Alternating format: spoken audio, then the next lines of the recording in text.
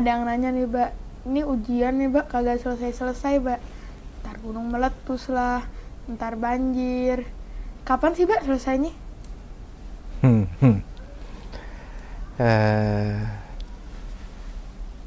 Kita selama kita hidup di dunia tuh ya penuh dengan ujian. Dunia tuh dipenuhi sama sumpek, sama stres, sama penyakit, sama bala, sama musibah. Orang yang umurnya panjang bakal menyaksikan banyak kematian.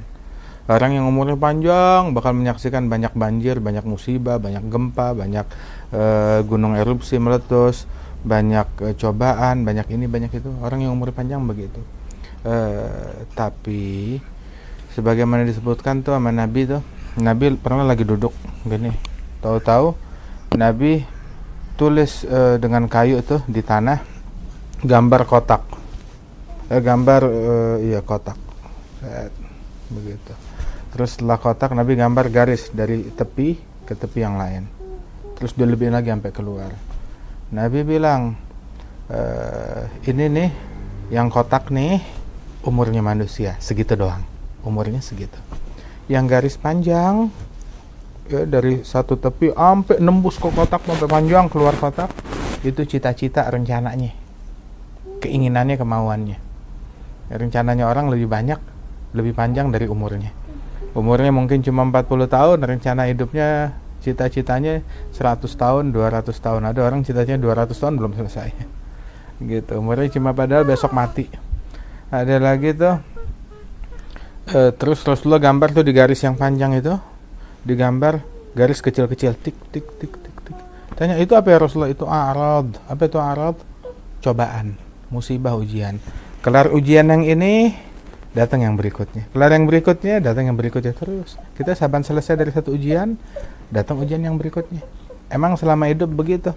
Entar ada yang sakit, sakit kepala beres, sakit mata beres, sakit kuping beres, begitu, sakit jantung beres, gitu. Ada begitu terus berputar.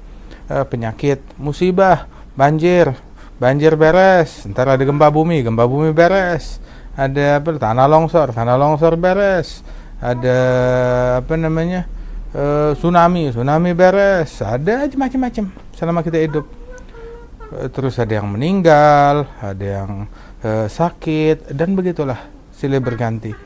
Nah, selama kita hidup begitu. Orang mau hidup, risikonya begitu. Selesainya kapan?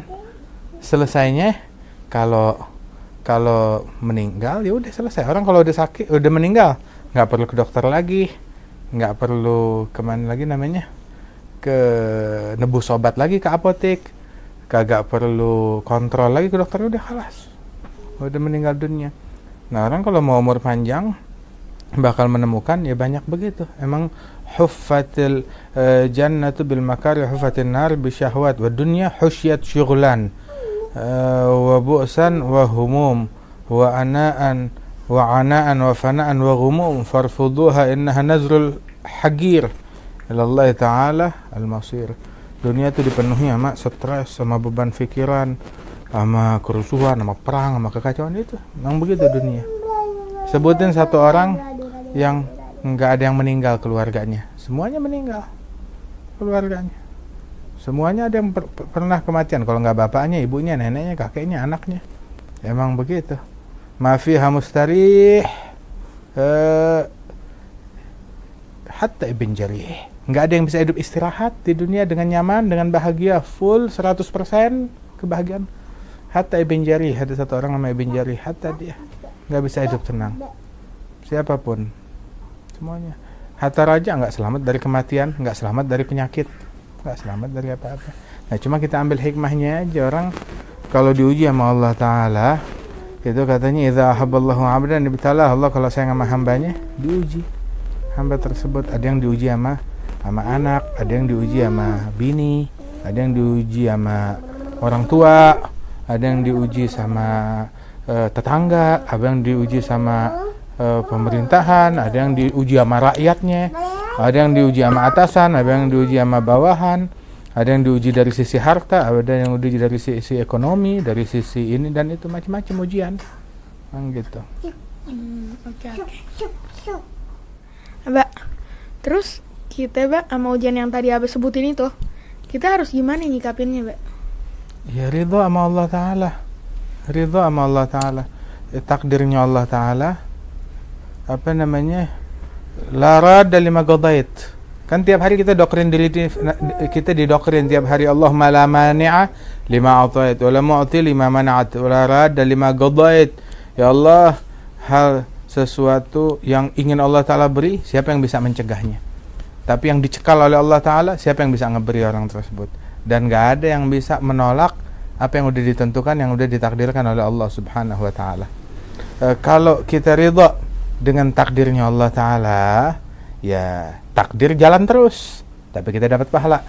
Kalau kita murka, gak senang, uring-uringan dengan ketentuan Allah, takdir juga jalan terus, tapi kita dapat dosa. Takdir, keadaan apa? Lu suka, lu gak suka, senang gak senang, ridho gak ridho, takdir jalan terus. Begitu. Cuma mau takdir jalan ente senang, ridho, dapat pahala, atau takdir berjalan sedangkan kita stres, beban pikiran, dan kita dapat murka, dapat dosa dari Allah Ta'ala. Man radhiya falahu ridha, kata Rasul. Man sakhit falahu sakhat. Yang ridha kepada Allah Subhanahu wa Ta'ala, dia dapat ridha. Yang murka, dia dimurkai sama Allah Ta'ala. Gitu. Jadinya terus orang juga diuji macam-macam, ada yang diuji sama anak, keluarga, sama istri, sama macam-macam. Ya sabarin, sikapin dengan sikap terbaik yang dipilihkan oleh Allah Subhanahu wa Ta'ala. Pikir, Allah sukanya saya gimana sekarang? Anda diuji begini, saya diuji kayak begini, Allah sukanya saya bagaimana? Mbak, ada juga orang Mbak, ibu rumah tangga khususnya, yang diuji dengan anak tuh Mbak, yang spesial. Gitu, Mbak. Iya, kadang nggak seperti yang diharapkan begitu.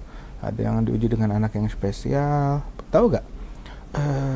Anak spesial untuk orang tua yang spesial, untuk ayah dan ibu yang spesial, yang dipilih oleh Allah Ta'ala untuk ngurusin anak-anak yang spesial.